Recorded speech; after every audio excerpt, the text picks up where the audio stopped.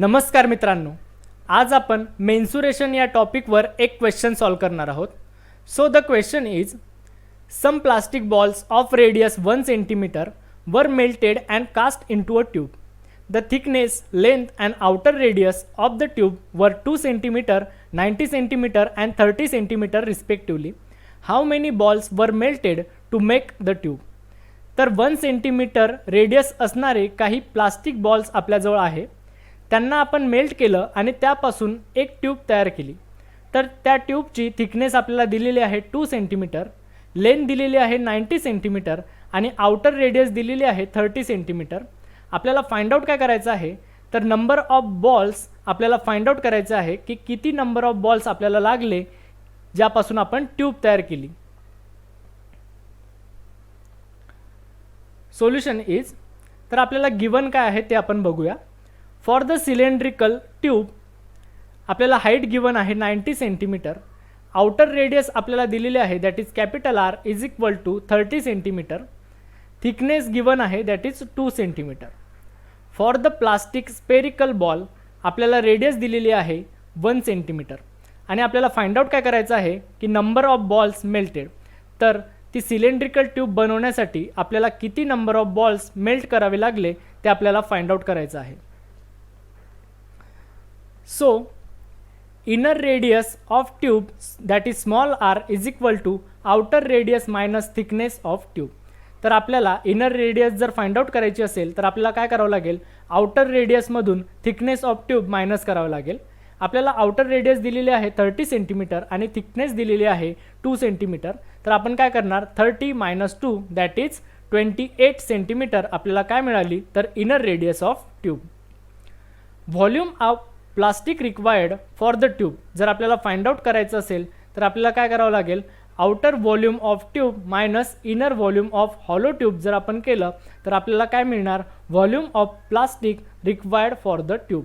आपल्याला माहीत आहे जर आपल्याला सिलेंड्रिकलचा शेपचा जर व्हॉल्यूम फाइंड आउट करायचा असेल तर त्यासाठी फॉर्म्युला असतो πr²h, राईट. पण आपण आउटर रेडियसला कन्सिडर करत आहोत कॅपिटल R आणि इनर रेडियसला कन्सिडर करत आहोत स्मॉल r. म्हणून आपले फॉर्म्युले काय येणार, तर volume of plastic required for the tube is equal to pi capital R²h minus pi small r²h. यामधून जर मी πh कॉमन काढला तर ब्रॅकेटमध्ये काय राहणार, capital R² minus small r².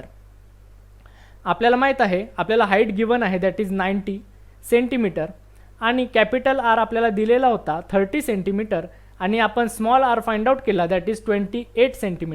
तर या व्हॅल्यूज जर आपण या फॉर्म्युलामध्ये पुट केल्या तर आपल्याला काय मिळणार, volume of plastic required for the tube is equal to pi multiplied by 90 in bracket 30² minus 28², right. आता बघा 30² मायनस 28² याला आपण a² मायनस b² सुद्धा कन्सिडर करू शकतो आणि आपल्याला माहीत आहे a² मायनस b² चा फॉर्म्युला असतो a minus b in bracket a plus b, right. आपण याला असं एक्सपांड करू शकतो. देअरफॉर आपण त्याला एक्सपांड केलं pi into 90 30 plus 28 into 30 minus 28 that is a² minus b² is equal to a plus b into a minus b. आता 30 minus 28 काय येणार, 2, राईट. आणि 30 प्लस 28 काय येणार, तर 58. Therefore we get volume of plastic required for the tube is equal to 90 into 58 into 2 pi centimeter cube. Volume of one plastic ball is equal to 4/3 pi r cube. आपल्याला माहीत आहे plastic बॉलचा shape कसा आहे, spherical, आणि volume of जर sphere आपल्याला find out करायचं असेल तर त्यासाठी आपला फॉर्म्युला असतो 4/3 pi r cube. तो आपण इथे यूज करत आहोत.